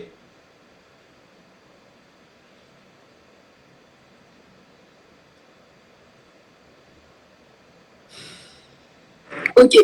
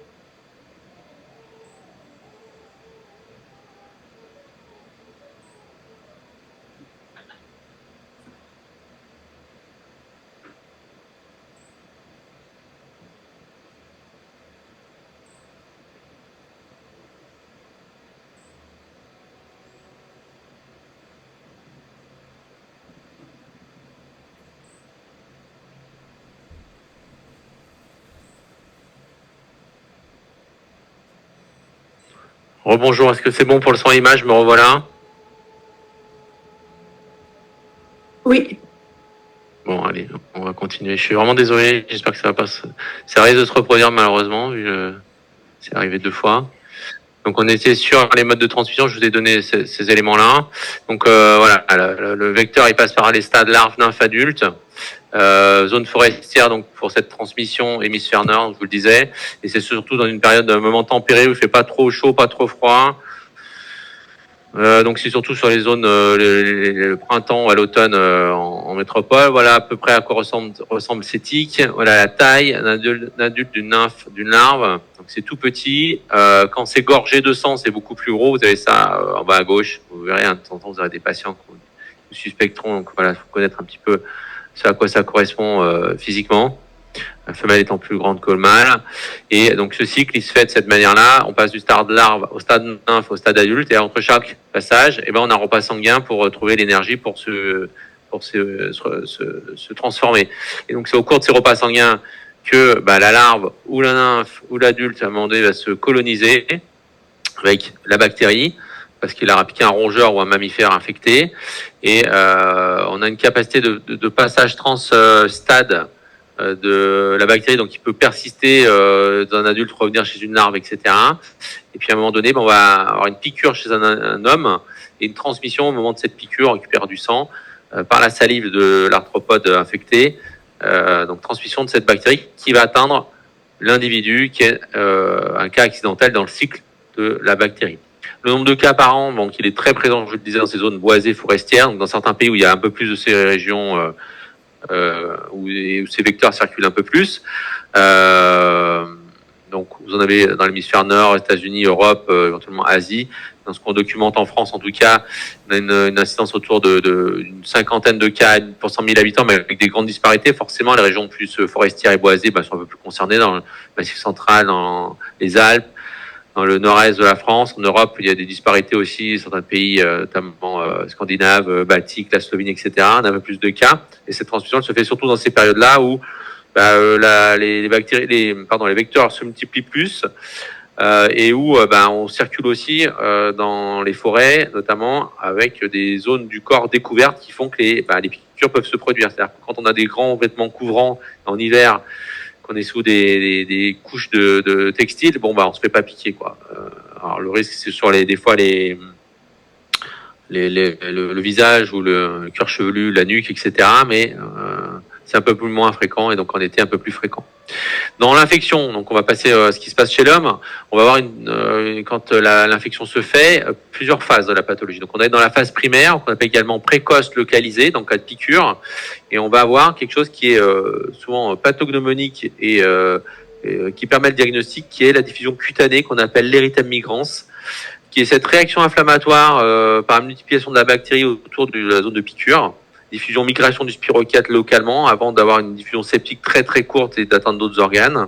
Et cette manifestation cutanée, elle va se produire en quelques jours après la piqûre autour de la zone de piqûre. Donc quand vous avez quelqu'un qui a été piqué par une tique, qui sait où il a été piqué par une tique, la chose qui va être préconisée, c'est de suivre localement si des symptômes apparaissent autour de cette zone de piqûre. Cette phase localisée précoce, elle se fait avec cette diffusion qui est centrifuge en cocarde. Vous voyez l'image que vous allez avoir, c'est ce bourrelet inflammatoire non douloureux qui est associé parfois à une neuropathie satellite qui va être spontanément résolutif au bout d'un certain nombre de semaines. C'est pas douloureux, ça gratte pas, voilà, ça peut faire quelques centimètres à plusieurs dizaines. Vous avez sur les photos les tailles qui sont très variables. Et ça, c'est quelque chose qui va apparaître, qui va disparaître spontanément au bout de 3-4 semaines. Donc là, on est dans la phase précoce disséminée, dans une phase qui n'est pas problématique et qui, si elle est traitée à ce moment-là, ne donnera pas de complications qu'on verra par la suite. Traitement efficace, vous verrez tout à l'heure, c'est sur des bêta-lactamines. Et c'est quelque chose qui peut être très vite pris en charge et qui ne donnera pas de problématiques ultérieures. En l'absence de traitement, chez ces personnes qui auront ces symptômes qui ne vont pas être pris en charge ou qui n'auront pas de symptômes, ça peut arriver de temps en temps. On va avoir une diffusion et un risque de multiplication sur d'autres territoires et d'autres manifestations qui vont arriver à moyen terme, voire à long terme. Et ça, c'est chez 5 à 10% des personnes qui n'auront pas été traitées et qui ont été piquées par cette bactérie, infectées par cette bactérie. Donc ces manifestations secondaires, elles vont être liées à cette dissémination septique systémique de la bactérie qui sera très fugace. Cette bactériémie, elle est très très courte et très brève et elle est très peu symptomatique en général. Et les tableaux cliniques qui vont avoir lieu derrière seront variés. Donc vous allez voir, on va parler de tableaux neurologiques, rhumatologiques notamment, qui sont les plus fréquents, parfois dermatologiques. Et dans cette seconde phase, on va parler de phase précoce disséminée, puisque ça se déroule dans la continuité de ce que je vous ai dit tout à l'heure sur les phases précoces immédiates. et cette manifestation cutanée qui a été évoquée avec l'érythème migrans. Donc ces formes neurologiques, je vous les détaille sur ces formes aiguës ou chroniques. Et elles peuvent être associées ou non, parfois isolées, à ces formes rhumatologiques qui sont des atteintes en général des grosses articulations avec des poussées souvent uniques et non symétriques. Donc ça, c'est les formes les plus fréquentes. Parfois, vous avez des formes également dermatologiques avec des érythèmes migrants multiples. Vous avez une illustration là sur la diapositive. Et puis vous avez d'autres symptômes un peu plus spécifiques également, comme le lymphocytome cutané bénin, qui est ce type de nodules violacés qui peuvent arriver au niveau du pavillon de l'oreille, qui peuvent être vraiment retrouvés. Après, des formes plus rares, cardiaques, hépatiques, etc., avec des localisations mais exceptionnelles sur d'autres organes. Et puis donc, à l'absence de traitement, là, on peut avoir une évolution vers une phase qui est également dite tertiaire et qui va arriver quelques mois, quelques années après, avec ce développement d'atteintes chroniques, que on a évoqué juste avant, neurologiques, articulaires, dermatologiques, et qui vont pouvoir poser des problèmes de diagnostic parfois. Vous verrez que les performances sont un petit peu moins bonnes à ces stades-là. Donc là, on parlera de phases tardives qui sont associées avec aussi ces syndromes post-Lyme qu'on évoquait en introduction, avec ces formes asthéniques chroniques, allergiques, avec des plaintes cognitives un peu plus vagues et qui sont parfois difficiles à rattacher à un syndrome d'infection lié à cette bactérie.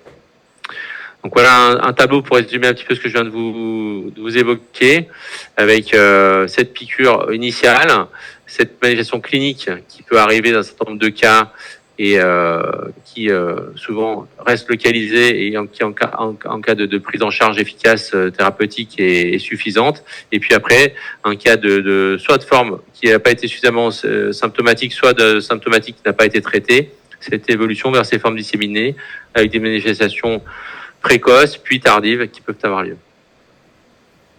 C'est résumé également sur cette autre graphique avec les formes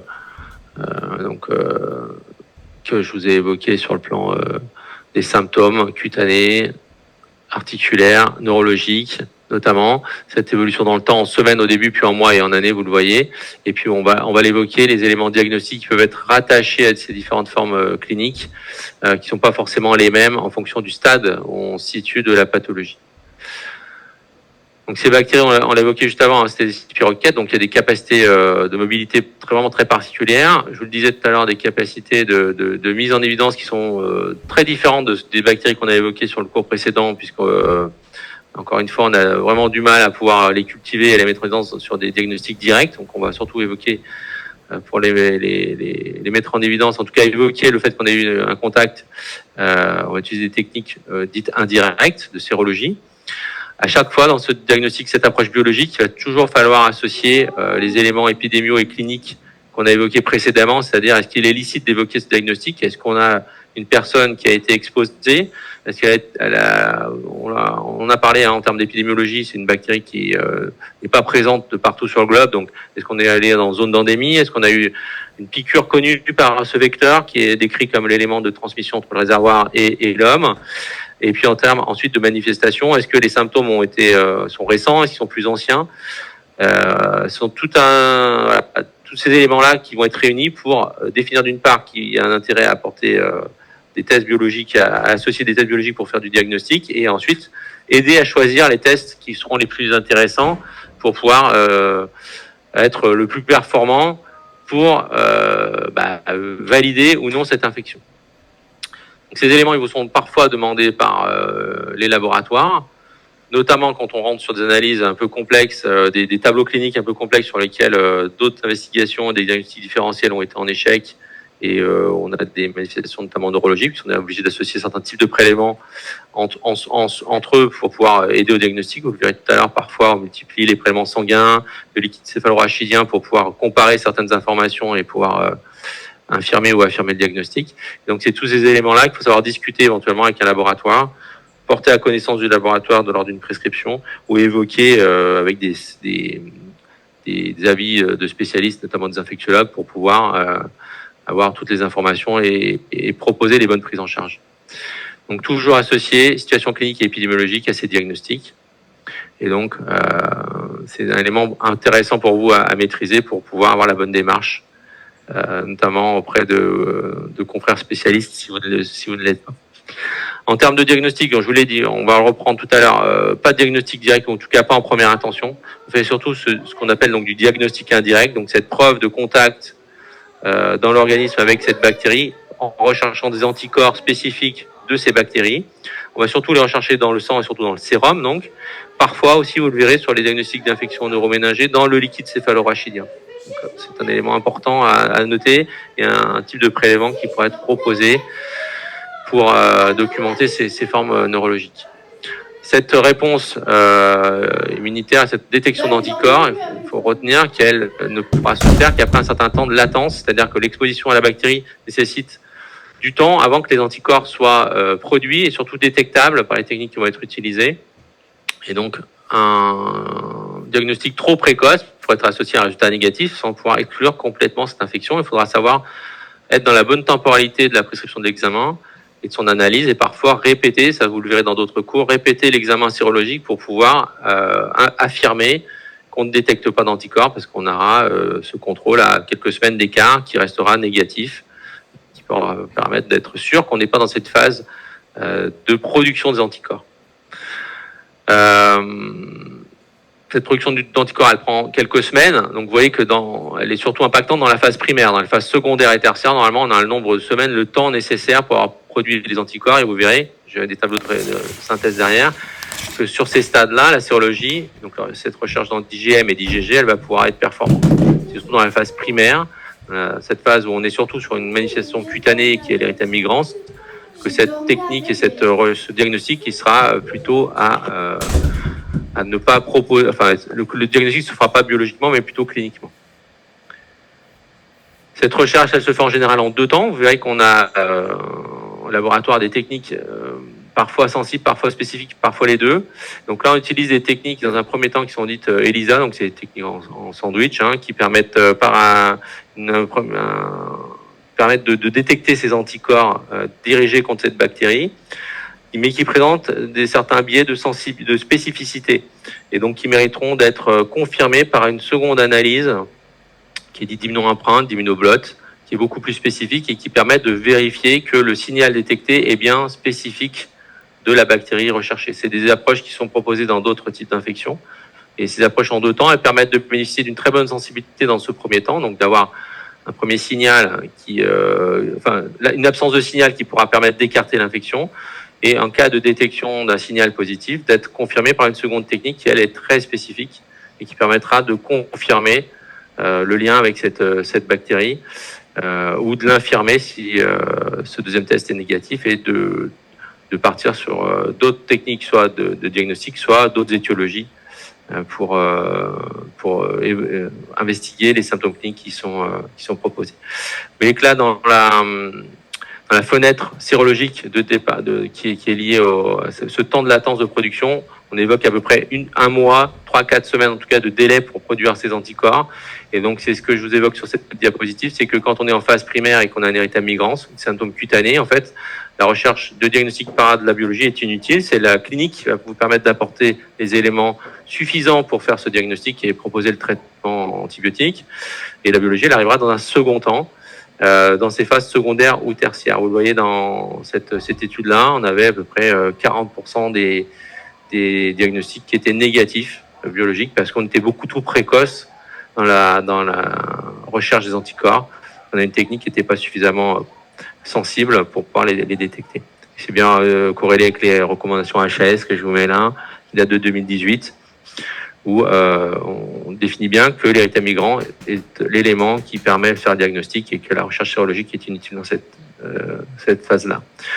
Donc je vous disais, on utilise deux techniques, une sensible, une plus spécifique, parce qu'on a des faux positifs parfois, sur la première technique qui est très sensible, donc qui peut être liée à une proximité avec d'autres bactéries, notamment de la même famille des spirochètes, ça peut arriver. On peut avoir également des réactions croisées avec des anticorps, des auto-anticorps, etc. Enfin, il y a plusieurs éléments qui peuvent venir interférer. Et puis attention donc à ces faux négatifs qui peuvent être liés à ce délai, encore une fois, de production d'anticorps, qui peuvent être liés aussi des fois à un défaut de production d'anticorps par une antibiothérapie très précoce qui a été mise en place présomptivement, et qui peut venir fausser ces examens biologiques. Puis attention dans les formes neurologiques, où là, cette production d'anticorps elle est un petit peu moins importante, un peu moins facile à détecter. Et souvent, donc, ce que je vous le disais tout à l'heure, c'est qu'on associe aussi une recherche d'anticorps dans le liquide céphalorachidien pour comparer ce qui se passe et pouvoir définir que l'infection neurologique elle est associée à cette bactérie. Donc c'est important de faire ces deux types de prélèvements et puis de faire ces analyses au même endroit avec un laboratoire qui va pouvoir vous comparer cette quantité d'anticorps, qu'on appelle le titre d'anticorps, entre le sérum et le liquide céphalorachidien et vous apporter ces éléments contributifs à la prise en charge derrière. Un des éléments importants sur ces techniques sérologiques, c'est que ces anticorps ils vont persister à vie chez le patient. Donc, on ne fait pas de suivi d'efficacité thérapeutique sur le suivi du titre d'anticorps. Vous verrez, c'est différent dans d'autres pathologies. Avec certains spiroquettes, là, en fait, on regarde pas une négativation, on ne suit pas une négativation de la sérologie pour affirmer une guérison. On détectera à distance toujours des anticorps, donc il n'y a pas cet intérêt manifeste pour cette bactérie-là. Autre élément, c'est pas parce qu'on va détecter des anticorps qu'on va avoir une immunité protectrice, c'est-à-dire que le patient va pouvoir s'il se réexpose, se réinfecter. Et donc c'est pas parce qu'on a déjà fait une maladie de Lyme qu'on ne pourra pas, qui a été pris en charge traité, qu'on ne pourra pas se réinfecter et être de nouveau atteint. Et donc ça a sera un élément important dans la prévention et dans les explications aux patients qu'il faut faire attention de se protéger en zone d'endémie, en période de circulation de risque. Et puis, encore une fois, je vous le disais, pas de sérologie trop précoce. Si on est asymptomatique, si on a un état migrant, si on a mis un traitement efficace, il n'y a pas d'intérêt dans ces cas-là. Encore une fois, une sérologie négative ne signifie pas forcément une absence de maladie. C'est peut-être parce qu'on est trop précoce. Et donc, il faut savoir contrôler ces résultats. Voilà, c'est des éléments que je vous ai déjà dit tout à l'heure. En termes de diagnostic, donc direct, je vous l'ai dit, c'est quelque chose qui n'est pas proposé en première intention. Notamment parce qu'il y a une très mauvaise sensibilité, mais parfois il y a certaines situations particulières où éventuellement une place peut être proposée. Donc c'est la culture, la PCR, la culture, je vous le dis tout de suite, c'est pas utilisé. C'est fait par un centre de référence en France, à Strasbourg. C'est vraiment des cas très particuliers, surtout de la biologie moléculaire et une technique PCR qui est proposée dans ces cas-là. Et elle peut se faire sur des tissus, donc des lésions cutanées inhabituelles, des atteintes articulaires aussi éventuelles, du liquide articulaire, des biopsies synoviales, éventuellement sur le liquide céphalorachidien dans les formes neurologiques précoces. Mais encore une fois, vous verrez, c'est des techniques qui sont exceptionnellement déployées pour ce diagnostic-là. Voilà, et surtout en début d'infection, donc dans les phases précoces disséminées. Une fois qu'on s'éloigne, c'est plutôt la sérologie qui vraiment est vraiment la technique la plus performante. Donc, ces éléments qui sont repris là-dessus. Voilà, les anticorps, éventuellement la place de la PCR dans un certain nombre d'examens complémentaires là, que je vous ai encadrés, qui sont vraiment rares, qui peuvent exister, qu'il faut connaître, mais qui sont pas ce qui ont prescrit en première intention. Et voilà les performances des tests, et notamment du test sérologique, vous le voyez dans ces formes disséminées précoces ou tardives, où on est sur vraiment des très bonnes sensibilités, à plus de 95% la plupart du temps. Vous voyez sur les formes neurologiques, par contre, on a une sensibilité un petit peu moins bonne dans le sérum, d'où l'intérêt d'associer un liquide céphalorachidien pour essayer d'augmenter les performances et la capacité de ne pas rater l'infection et de pouvoir bien se positionner. Donc voilà en gros la démarche diagnostique, piqûre de tique, surveillance clinique. On vous l'a dit, on ne met pas forcément directement sous traitement. Là, on a un érythème migrant qui apparaît, on a le diagnostic qu'on peut traiter. Si on n'a pas d'érythème migrant ou qu'on a des formes un peu un diagnostic clinique qui est incertain, qu'on n'est pas sûr que ce soit un érythème clinique, un érythème migrant par contre, on peut faire une sérologie qui passe par des techniques de très forte sensibilité, si elles sont négatives, en général permettent d'exclure le cas. Donc souvent on fait quand même un contrôle à 3-4 semaines pour être sûr d'avoir pas avoir fait cette sérologie, c'est la partie de gauche en bas, trop tôt. Et donc si elle est négative, on exclut le cas. Si elle se positive dans un second temps, c'est qu'on était trop précoce au départ et qu'on a pu détecter grâce à cette seconde sérologie cette bactérie. Si elle est positive dès le début, on a notre élément diagnostique immédiat et on va pouvoir donc proposer le traitement donc que je vais vous détailler dans 2 minutes. Quelques diapos pour résumer un peu l'attitude. Érythème migrant, encore une fois, pas de sérologie, c'est pas dognomonique, la diagnostic est clinique. Si on a un doute, on va vers un spécialiste dermato-infectieux et on peut mettre en place le traitement derrière. Je vous dis, recours à la PCR très rare, mais potentiel sur des formes très atypiques, avec piqûre de tique ou exposition bien avérée. Dans le cas où on a des formes articulaires, arthrite, donc là c'est les sérologies, je vous le montrais tout à l'heure, qui sont de très bonne performance. Et puis dans les formes neurologiques, sérologie, liquide sur sérum, donc du coup, dans le liquide céphalorachidien également. Associé à ça, on a des éléments, bien sûr, de cytologique, notamment sur le liquide céphalorachidien, qui sont intéressants sur la nature des leucocytes qu'on va retrouver, et puis sur d'autres éléments intéressants de signes d'infection qui peuvent être objectivés à cet endroit-là aussi. Donc on est surtout sur des techniques sérologiques, sérum, LCR, et puis éventuellement, je vous le disais, dans les formes disséminées précoces, les performances de la PCR qui peuvent être proposées pour renforcer les éventuelles difficultés diagnostiques qui peuvent être évoquées. Dans les formes d'acrodermite chronique, par exemple, donc cutanée, dermatologique chronique, on est vraiment sur l'utilisation de la sérologie pour affirmer le diagnostic. En termes de traitement, donc bêta-lactamine, donc c'est surtout les pénicillines, mais les céphalosporines de 3e génération peuvent être proposées. En alternative, dans le cas où on ne pourrait pas utiliser des bêta-lactamines, on a une bonne efficacité des cyclines et des macrolides, donc ça peut être des alternatives qui sont proposées avec des traitements pour les formes cutanées de 14 jours. Voilà, avec des cyclines qui sont contre-indiquées encore une fois chez la femme enceinte, comme on l'avait déjà vu précédemment. Donc la réponse est clinique, hein, je vous le disais, on ne fait pas de sérologie de contrôle derrière, il y a vraiment un suivi clinique qui est fait.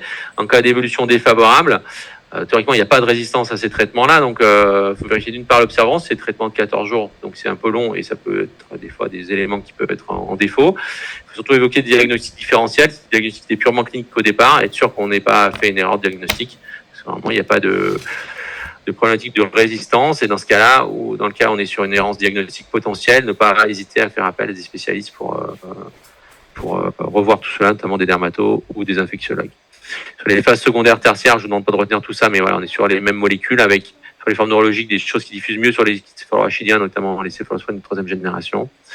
Et sur les formes articulaires, c'est la même chose. En première ligne, plutôt des cyclines, en seconde, des C3G et des Amox. Je ne vous demande pas de retenir encore une fois ces schémas thérapeutiques qui sont là pour votre information.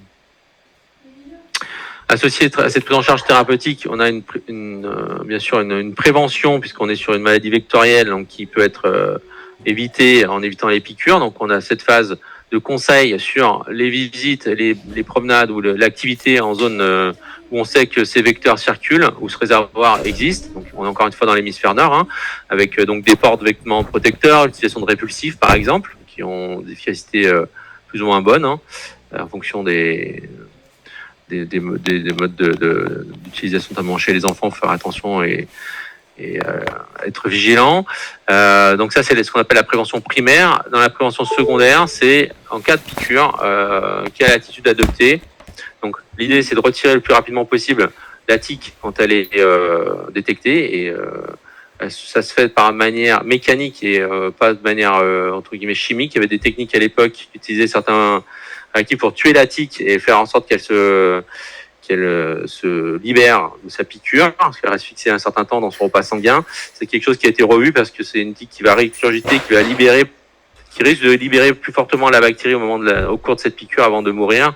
Donc c'est plutôt un retrait mécanique avec ce que vous avez sur la photo là, des systèmes qui permettent d'éviter de retirer par un retire-tique, je ne sais pas quel est le nom exact, qu'on peut acheter en pharmacie, qui permet d'éliminer la bactérie le plus tôt possible, la tique le plus tôt possible quand on la détecte, pour éviter que ce repas sanguin se poursuive et que cette transmission de la bactérie puisse se majorer ou se faire.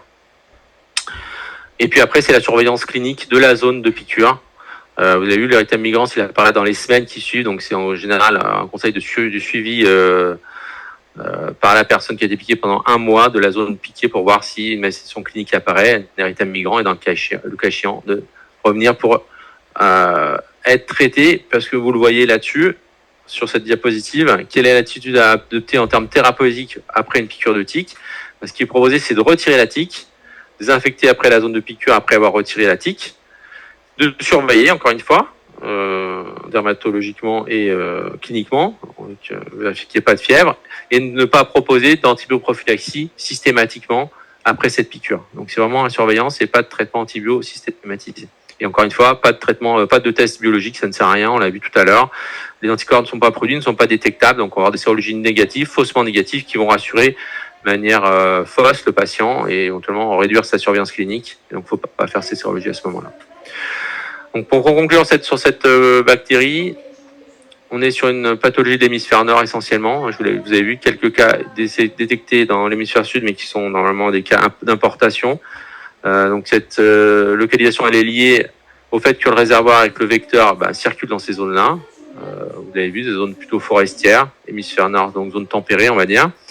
En termes de diagnostic, vous avez vu que, enfin de pathologie, vous avez vu que c'était une pathologie qui est une maladie qui a évolué en plusieurs phases, primaire, secondaire, tertiaire, avec des manifestations cliniques qui évoluent et des tests biologiques associés qui sont à connaître pour pouvoir faire la bonne prise en charge. Donc au début, pas de test biologique, puis après du diagnostic indirect et éventuellement associé d'APCR sur les premières semaines, dans certains cas un peu atypiques, et puis après plutôt des sérologies sur les phases tertiaires, chroniques, où les tests sont très performants.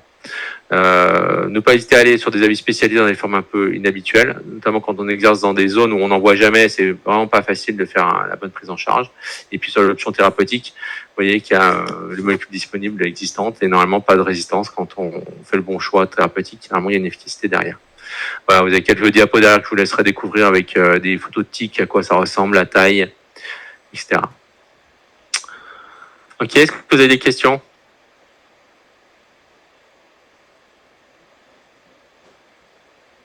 On est bon ? On va enchaîner sur la prochaine bactérie. On en profite tant que la connexion tient. N'hésitez pas à m'interrompre s'il y a quelque chose qui se passe. Si vous voyez plus de diaporama ou si vous avez des questions sur ce que je vous présente. Donc après, dans cette classe des spiroquettes, on a évoqué donc les Borrelia, on va évoquer les leptospires aussi, donc le genre Leptospira avec cette pathologie qui pour le coup, autant la maladie de Lyme est absente du territoire réunionnais et ne circule pas normalement dans l'hémisphère sud, autant là on est particulièrement concerné dans notre région et dans les zones intertropicales. Donc cette bactérie elle appartient donc à cette famille des Leptospiracées qui est dans cette grande classe des spiroquettes. C'est une anthropozoonose là également, donc on est sur une bactérie qui va avoir un réservoir animal et qui va atteindre l'homme de manière accidentelle entre guillemets. C'est une pathologie qui est dite émergente parce qu'elle est mieux diagnostiquée et qu'on sait qu'elle croît dans sa diffusion.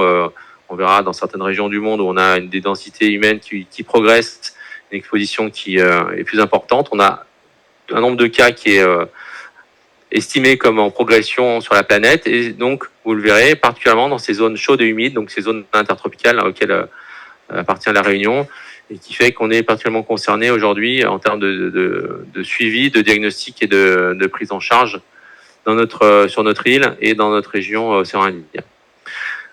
Quelques aspects médicaux, de santé publique et de prévention qui seront à connaître, comme un petit peu pour la maladie de Lyme. Dans notre activité, vous serez à même de pouvoir dispenser ce type d'informations. Une chose intéressante sur cette pathologie, c'est qu'elle est devenue déclaration obligatoire depuis pas très longtemps, avec cet objectif, en tout cas en France, de mieux maîtriser, en particulier dans les DOM, de mieux connaître son épidémiologie, d'avoir un meilleur suivi des impacts en termes de morbimortalité, et de mieux, du coup, caractériser les risques des populations qui sont exposées et identifier les actions à mener pour réduire ces risques, avec des actions de santé publique, de gestion du réservoir, vous verrez, de limitation à l'exposition dans certains sites qui pourraient être jugés à risque et d'y restreindre les accès, de progresser sur les prises en charge du risque professionnel dans certains cas où on a des actions, des expositions qui se répéteraient, d'agir sur le réservoir, etc. Donc c'est dans ce sens-là que cette déclaration elle se fait aujourd'hui, c'est d'avoir un meilleur suivi, une meilleure connaissance et des actions à terme qui permettront de réduire ce risque-là, en tout cas en France. Je vous le disais, l'anthropozoonose, donc on l'a défini comme la première, la plus fréquente dans le monde, avec un nombre de cas qui est estimé, parce que malheureusement, dans cette région du monde, on a des difficultés diagnostiques donc des difficultés à pouvoir vraiment définir le nombre de cas. Aujourd'hui, à La Réunion, on suit ça au cas par cas, mais c'est quelque chose qui circule dans des territoires où les moyens diagnostiques et les moyens de santé publique ne sont pas les mêmes. On estime qu'on est autour de plus d'1 million de cas sévères par an dans le monde, des cas sévères qui sont une petite partie des cas réels, et que la mortalité tourne autour de 5 à 10% de ces cas. Un fort impact sur ce nombre de cas est associé aux conditions climatiques et hygrométriques, et donc vous verrez, on aura quelques diapos de La Réunion où on s'aperçoit que plus l'hygrométrie est forte, plus le nombre de cas détectés est important. En tout cas, on a une saisonnalité dans les nombres de cas détectés. Donc vous verrez chez nous, c'est en ce moment, on a des précipitations plus importantes et qui participent à la diffusion et à l'exposition et au nombre de cas recensés qui progressent dans ces périodes de l'année, et où donc on est plus à même de mettre des mesures d'information et de vigilance en place. Donc c'est ce qu'on peut appeler une maladie émergente. Je vous disais, c'est une pathologie qui progresse, qui a l'air d'être en incidence croissante. La première anthropozoonose décrite, et c'est notamment lié à ces changements démographiques. Je vous disais, dans ces pays à faibles ressources, parfois on a des urbanisations qui sont grandissantes, on a des mégalopoles qui se construisent, et vous verrez que les conditions climatiques sont propices, chaleur, humidité entre guillemets, et puis le réservoir qui est le rongeur, il pullule, donc il peut le disséminer, et ça permet d'avoir une exposition d'une population qui est sans cesse plus importante. Et puis après, vous le verrez, donc l'autre élément, c'est le climat, notamment l'hygrométrie, je vous le disais, ces phénomènes de pluie et de dissémination dans l'environnement de cette bactérie qui sera libérée par le rongeur. Et ça, le fait qu'on ait des phénomènes climatiques et parfois extrêmes, entraîne une augmentation du risque et de la diffusion de la bactérie, donc de la majoration de l'exposition. Donc le nombre de cas et la circulation des cas, vous voyez qu'on est surtout sur une pathologie qui est présente en zone intertropicale, avec une méconnaissance encore une fois du nombre de cas dans certaines régions. Donc les incidences sont pas toujours très intéressantes à connaître, parce que on ne sait pas trop ce qui se passe de partout. En tout cas, il faut retenir ces régions chaudes et humides. Voilà ce qui se passe en France métropolitaine. Donc on est sur des fluctuations de nombre de cas qui a l'air d'augmenter, mais avec une incidence qui est très faible. En métropole, on a vraiment pas les conditions favorables à ce déploiement, donc ça existe, mais voilà, on est sur une incidence, vous voyez, à 1 pour 100 000 habitants. Il peut y avoir changer d'échelle, notamment dans les DROMCOM, où chez nous, alors à La Réunion, on est plutôt autour de 20 cas pour 100 000 habitants, en gros, par an. Et puis on a des conditions un peu plus favorables dans d'autres territoires ultramarins. Et ce qu'il faut retenir, c'est que bien sûr, on est dans des zones propices climatiquement parlant. On a le réservoir. Et on a du coup des incidences nettement supérieures à ce qu'il y a en métropole. Donc pour ceux qui exerceront en métropole, vous en verrez rarement. Ici, vous saurez que on a des périodes où on en a beaucoup. Là, en ce moment, on a toutes les semaines, voire tous les jours, des diagnostiqués. Nombre de cas diagnostiqués à La Réunion, avec des pics et des évolutions dans le temps. Donc il y a cette impression d'augmentation depuis 2017. En fait, c'est que des moyens diagnostiques se sont développés pour faire du diagnostic de certaines pathologies, y compris de la leptospirose.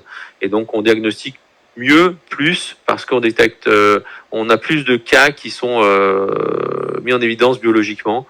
Et ce recours, il est lié à ces capacités qu'ont les laboratoires aujourd'hui de faire du diagnostic par biologie moléculaire, une analyse qui est maintenant remboursée par la sécurité sociale, ce qui n'était pas le cas avant.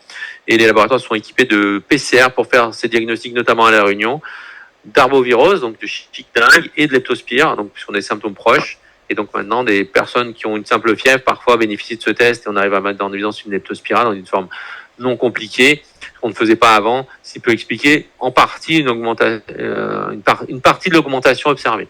Parfois, par contre, on a des réelles augmentations par un phénomène épidémique, entre guillemets, ou d'exposition qui s'est plus propagée une année, notamment par des conditions, encore une fois, climatiques qui ont été différentes des années précédentes. Et c'était le cas notamment de l'année 2024. Voilà, cette diapo sur comment ça se répartit sur le territoire, elle est très fluctuante d'une année à l'autre. Donc voilà, il y en a de partout sur l'île, entre guillemets, à La Réunion.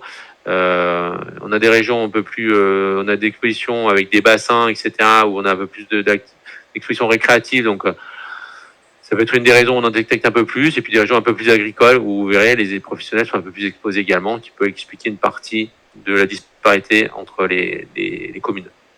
Mais globalement, il y en a un petit peu de partout à La Réunion. Et vous voyez, dans le nombre de cas, en fonction des années, bon, voilà, on a un pic, dès qu'on a un pic de pluie, on a un pic après de cas. C'est avéré sur cette autre diapositive. Donc, c'est vraiment pour imaginer ce que mes propos.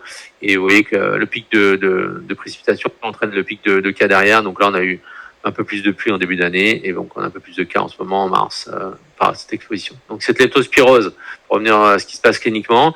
Donc, le réservoir, c'est le rongeur, c'est le rat. Il va l'excréter dans ses urines, ce qui va pouvoir contaminer d'autres animaux, notamment des animaux d'élevage, des animaux domestiques, qui vont pouvoir eux-mêmes s'infecter et eux-mêmes le propager dans leurs urines. Cette élimination dans les urines va se faire sur les sols en général. Exceptionnellement, on a des professionnels qui vont être exposés directement, mais c'est plutôt dans la population par des sols souillés que l'individu va s'exposer. Et vous le verrez, quand on a une pluie, on a une dissémination du réservoir à partir de l'endroit où l'urine a été déposée dans l'environnement de manière plus large. Et cette bactérie va pouvoir résister dans l'environnement, dans l'eau douce notamment, dans des sols humides. Et à un moment donné, l'individu, l'homme va pouvoir se mettre en contact. Alors, soit parce qu'on a des portes d'entrée avec des peaux lésées, des muqueuses éventuellement quand on se baigne. Et donc la bactérie va pouvoir pénétrer dans l'organisme et infecter un homme derrière et entraîner les symptômes qu'on va évoquer. Voilà, cette bactérie, donc, elle est très résistante dans l'environnement. On dit qu'elle peut rester jusqu'à 6 mois dans l'eau douce à température ambiante. Voilà, des températures à La Réunion qui restent toujours douces, donc qui permettent à la bactérie de ne pas être détruite trop rapidement. Et donc voilà comment se passe la dissémination. L'urine, elle est au bord, en bord de berge par exemple. Tac, la pluie arrive. L'urine est drainée et l'eau qui lessive le sol emmène la bactérie jusqu'au point d'eau. La bactérie se multiplie dans le point d'eau et puis la personne derrière vient se baigner et se contamine. Ça, c'est récréatif. Ça peut être vrai aussi dans les champs de canne, dans les jardins. Vous verrez que la plupart des personnes infectées à La Réunion, ce sont des hommes qui travaillent à l'extérieur. Donc, c'est des modes de contamination. C'est l'exposition professionnelle. Voilà les facteurs de risque qu'on relevait. Et voilà donc les activités dites à risque dans lesquelles une prévention pourrait être proposée. Donc, on parle beaucoup du risque professionnel à La Réunion, en agriculture, espaces verts, etc. Après, dans d'autres zones comme en métropole, c'est plus en lien avec les rongeurs dans les égouts, sur les entretiens de berges, etc. Ça peut être des choses. Et puis, chez un particulier à domicile, dans le jardinage, quand on a des animaux, etc. Les expositions récréatives dans les baignades, la pêche, etc. Voilà les profils des patients infectés et hospitalisés. Oui, c'est surtout tous âges. C'est plutôt masculin, donc ça c'est plutôt en lien avec une exposition professionnelle et sous des hommes, enfin d'adultes entre on va dire 20 et 50 ans, souvent par l'intermédiaire d'une exposition encore une fois professionnelle. Ça c'était des cas sur 2025, la synthèse de l'année dernière. Vous voyez, des personnes parfois avec un certain âge, on a des retraités, et surtout avec des professions à risque et avec beaucoup de travaux agricoles, nettoyage des cours, des jardins, des marches pieds nus sur des endroits potentiellement infectés. Donc ça, c'est le profil un peu qu'on a à La Réunion. En termes de pouvoir pathogène d'expression clinique, donc on va avoir des formes très variables, de formes peu symptomatiques et des formes beaucoup plus symptomatiques. Et on va avoir une gradation inversement proportionnelle avec le nombre de cas graves. Donc, bien sûr, on a une sorte de forme pyramidale là, dans la déclinaison de nombre de cas peu symptomatiques ou très gravement atteints. Mais c'est une pathologie qui peut rapidement évoluer vers une gravité importante. Après une incubation d'une dizaine de jours, les symptômes vont apparaître. C'est variable, 3 à 30 jours, en moyenne à peu près une semaine. Cette phase initiale clinique, elle va débuter par surtout quelque chose de très rapide et brutal et par une fièvre, qui est parfois le seul symptôme présent. Autrement, on parle de syndrome dingue ou grippe-like, c'est-à-dire qu'on a de la fièvre, des maux de tête et des douleurs musculaires. Syndrome fébrile, céphalémyalgie, c'est vraiment quelque chose de très bâtard, entre guillemets, qui peut simuler une infection virale, notamment une arbovirose ou une grippe. même s'il n'y a pas de signe respiratoire en général. Et donc, devant ces éléments-là, il faut évoquer éventuellement la leptospirose à La Réunion toute l'année, en particulier dans la période chaude humide. Et toute l'année, on en retrouve de la leptospirose à La Réunion. Cette phase initiale, elle va laisser place à une phase secondaire, c'est-à-dire on va avoir une symptomatologie qui va durer quelques jours, puis une amélioration pendant 24, 48, 72 heures, puis une réaggravation symptomatique. Et là, les complications vont pouvoir apparaître. Dans ces cas-là, on aura éventuellement des formes graves qui vont apparaître. Les formes graves, c'est 10-15% des cas globaux observés en général. Et on va avoir dans cette seconde phase une atteinte multiviscérale avec potentiellement mise en jeu du pronostic vital. On a de rares cas de décès, mais on en a, y compris à La Réunion, où on a des capacités de prise en charge fonctionnelles bien développées par rapport à d'autres pays qui sont confrontés à cette pathologie. Et dans ces formes graves, donc cette forme, elle va être associée en général à des atteintes hépatiques, on a une cystolyse importante, des atteintes rénales avec une insuffisance rénale aiguë importante en lien avec la rhabdomyolyse associée à ces cas.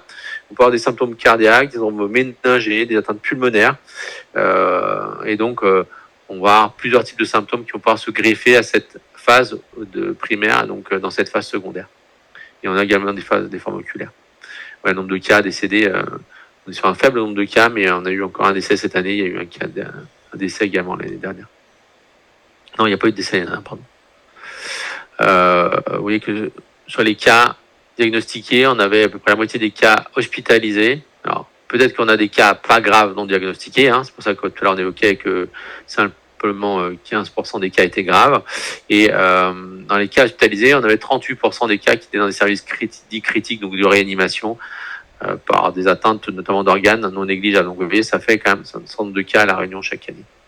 Les séquelles possibles derrière, donc de fatigue, de dépression, du VIH, ça peut être voilà. Et dans le cas de la grossesse, attention parce qu'on peut avoir des morts fétales in utero, des avortements, des infections congénitales liées à des leptospiroses pendant la grossesse. Biologiquement, je disais, on peut avoir insuffisance rénale, cystolyse hépatique, donc on le voit par des tests biologiques, ça, une thrombopénie qui est très fréquente, et puis d'autres éléments biologiques. Surtout, ce qu'il faut retenir, c'est que ce sont des symptômes qui sont proches d'autres infections, notamment les infections de dengue et de chikungunya à La Réunion, des arboviroses. Donc, c'est pour ça qu'on fait souvent ce diagnostic différentiel. À La Réunion, on n'en a pas, mais ça peut être dans ces zones intertropicales, un diagnostic différentiel à faire avec une infection qui est très grave, qui est l'infection palustre, notamment à Plasmodium falciparum. Et puis, cas présent, si on descend ORL ou respiratoire associé, on peut évoquer aussi une grippe dans le diagnostic différentiel. Ça peut être un élément à ne pas négliger. À La Réunion, on a de la grippe un peu tout le temps aussi, avec des vases de voyageurs qui reviennent de zones où ça circule toute l'année.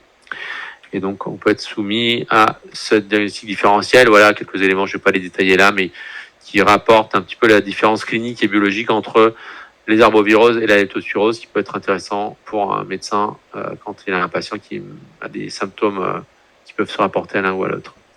La capacité de prise en charge donc, va être sur l'évocation du diagnostic et le plus précocement possible. Cette capacité à pouvoir prendre en charge les patients dans des unités où on a des capacités à pouvoir pallier des défaillances, notamment organiques. L'état de base du malade, bien sûr, est un élément important, mais on a eu des cas graves et des décès parfois chez des jeunes adultes en très bonne santé. Donc il y a un lien vraisemblablement avec la virulence de la souche et avec l'immunité du patient, qui sont des éléments qui sont associés à de la recherche médicale, qui sont mal maîtrisés, qui pourraient entrer en ligne de compte sur la gravité des cas qui se déclarent chez certains et pas chez d'autres. Cette bactérie, donc, c'est une spirochète, donc encore une fois, comme pour la maladie de Lyme et les Borrelia, c'est une bactérie qu'on ne sait pas bien cultiver, donc on n'utilise pas cette méthodologie, cette technique pour faire du diagnostic. Pas en première intention, c'est plutôt une technique utilisée dans la recherche. Cette bactérie très mobile avec cet endoflagelle et qui est surtout mis dans des ensembles d'autres techniques. Il y a beaucoup, il y a des analyses génétiques maintenant de souches qui permettent d'apporter certaines nouvelles informations. Parmi toutes les leptospires, toutes ne sont pas pathogènes. Donc, on a un groupe de leptos systématiquement pathogènes, d'autres qui peuvent l'être.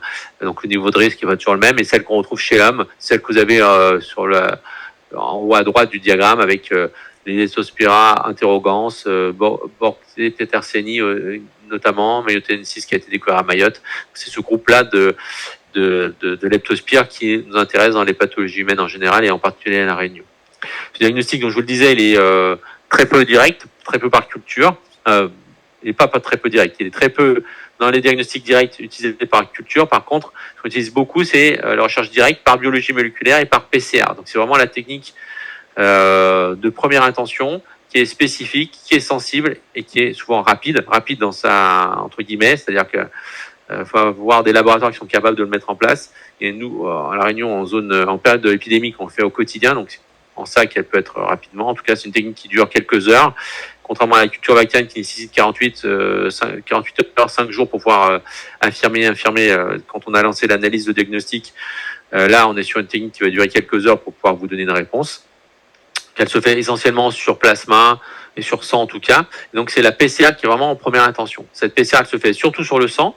Et vous le verrez, on peut également l'utiliser sur les urines avec une circulation dans l'organisme qui fait qu'on fait, si les symptômes sont récents, on fait d'abord cette PCR dans le sang. Et s'ils sont un peu plus anciens, qu'ils ont un peu plus d'une semaine, on pourra éventuellement retrouver cette bactérie dans les urines. Il y a d'autres prélèvements biologiques qu'on peut faire, mais c'est plus rare. Des kits forachidiens, des prélèvements respiratoires, on peut le retrouver, mais c'est vraiment plus anecdotique. Et puis, on peut avoir recours parfois au diagnostic indirect. Là, c'est que si on arrive tardivement après l'infection, vous voyez que ces anticorps, ils apparaissent pour les IgM au bout d'une semaine, les IgG à partir de 2 semaines. Et là, si on est plutôt sur un cas rétrospectif ou de prise en charge très tardif, où les PCR risquent d'être négatifs, on peut éventuellement faire cette sérologie qui va pouvoir apporter ces informations du contact avec la bactérie. La maladie de Lyme, tout à l'heure, je l'avais dit, pas dans le premier mois où ça prend plusieurs semaines pour apparaître ces anticorps. Là, c'est un peu plus rapide, c'est-à-dire qu'on a à peu près une semaine de délai, mais au bout d'une semaine, on peut rechercher ces anticorps. En cas de négativité, c'est bien de reproduire cette séro pour vérifier qu'il reste négatif. Et en cas de prélèvement trop précoce, au bout d'une semaine, en contrôlant une semaine plus tard, on devrait avoir une sérologie qui est positive, puisque vous voyez qu'au bout d'une dizaine de jours, il n'y a pas de doute, les anticorps doivent être présents. Donc c'est surtout, voilà, encore un PC qui se bloque. Excusez-moi. Oui. Désolé de déranger, je voulais juste avoir un petit renseignement par rapport à l'octospirose. On dit que le gold standard, c'est la sérologie de MAT, la microscopie agglutination de test. Ouais. Alors, le gold standard pour faire du diagnostic d'espèce, mais pas pour faire du diagnostic chez un patient. C'est-à-dire que quand on va vouloir savoir quelle a été l'espèce impactant le patient, on va faire ce type de sérologie que je vous ai évoqué en tout petit sur la diapo d'avant. En fait, le but, c'est de mettre les anticorps du patient avec différentes espèces de leptospire. Et on va voir quelles sont les espèces qui sont les plus inhibées par les anticorps. Et donc, on pourra définir par cette technique-là quelle était l'espèce qui a infecté le patient. Ça, c'était les choses, c'est les techniques un peu anciennes. Aujourd'hui, on a pour le diagnostic de la biologie moléculaire, donc des PCR qui sont beaucoup plus sensibles et performantes que la sérologie, beaucoup plus précoces. Donc vraiment, c'est la PCR qui est utilisée pour le diagnostic patient et qui permet vraiment d'avoir des éléments les plus pertinents pour la prise en charge des cas graves, notamment. Encore une fois, si on est très tardif, vous l'avez sur cette diapositive, vous faites de la sérologie qui est sous l'appellation ELISA, là, vous voyez, avec des choses qui arrivent à la fin de la première semaine et qui se positivent derrière. Vous avez le MAT qui est répété là-dessus, donc c'est ce qu'on évoquait et qui peut être utilisé et notamment pour le diagnostic d'espèces. Mais vraiment aujourd'hui, ce qui est utilisé, c'est la PCR pour le diagnostic et même maintenant pour diagnostiquer l'espèce impliquée. Ce qu'on fait, c'est du séquençage, c'est-à-dire qu'on va aller analyser le génome de la bactérie identifiée dans l'infection et on va avoir très faible recours à ces techniques de maths puisqu'on est beaucoup moins, c'est beaucoup plus lourd à mettre en place, c'est beaucoup plus fastidieux et c'est parfois même plus imprécis que le séquençage qu'on utilise aujourd'hui. Donc on le cite encore et c'est vraiment quelque chose en troisième ligne, on va dire, qui a intérêt plus épidémiologique que diagnostique. Ok ? Donc là, la synchronicité des informations. Donc, période d'incubation, on a dit 3 à 30 jours en général, c'est une dizaine de jours. Symptômes qui apparaissent. Quand les symptômes apparaissent, on fait quoi pour diagnostiquer? On fait de la PCR dans le sang, sur plasma. Si on est un peu tardif, qu'on arrive au début de la deuxième semaine, on peut également y associer les urines, et notamment si on est au-delà d'une dizaine de jours. Là, vous voyez que le sang n'est plus positif et que c'est dans les urines qu'on va retrouver la bactérie. À ce moment-là, on a également la sérologie qui peut être intéressante. Et puis, si on a des syndromes méningés, pourquoi pas faire une recherche du génome dans le LCR. Ça peut être une solution également pour compléter, pour les formes méningées, le diagnostic et voir qu'on avait une méningite à leptospire. Je suis désolé, j'ai encore un PC qui a planté une nouvelle fois. Ça commence vraiment à me fatiguer. Je vais le faire de mémoire là pour pas perdre trop de temps. Il reste plus beaucoup de temps. C'est vraiment pénible. Et entre les problèmes de connexion de départ et au cours de route, là, c'est vraiment... CHU, on n'est pas bien loti malheureusement pour faire des cours à distance. Donc dans le diagnostic, on va surtout s'appuyer sur ces éléments-là. Voilà. C'est vraiment chiant.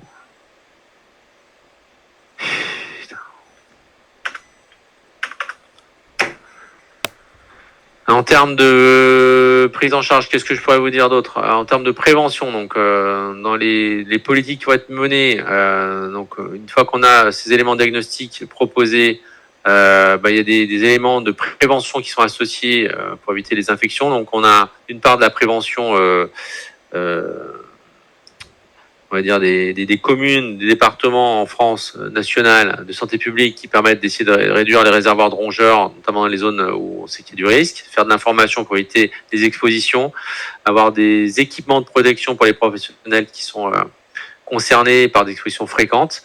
Un des éléments qui peut être proposé par la médecine du travail, c'est une vaccination. On a une vaccination leptospire contre la leptospirose qui va être proposée, qui malheureusement ne couvre pas tous les sérotypes, les sérovars impliqués dans les infections à leptospira, donc qui ne permettra pas de protéger complètement les professionnels, qui vient en complément des mesures individuelles qu'on a évoquées, qui est liée à une injection par ce vaccin, avec 2 injections à 15 jours d'intervalle et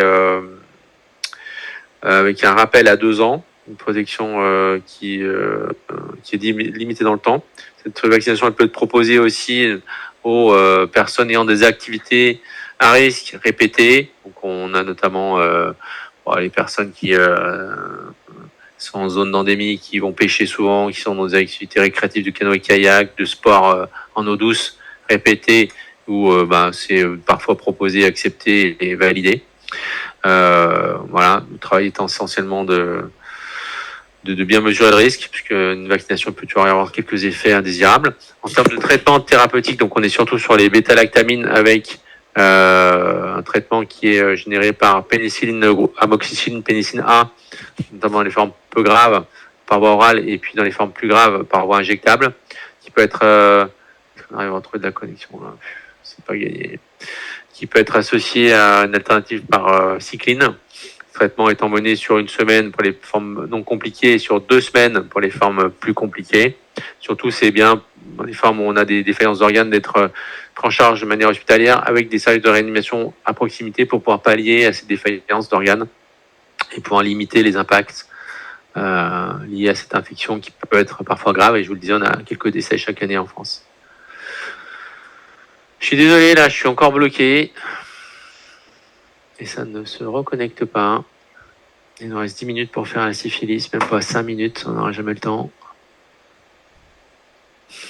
Putain.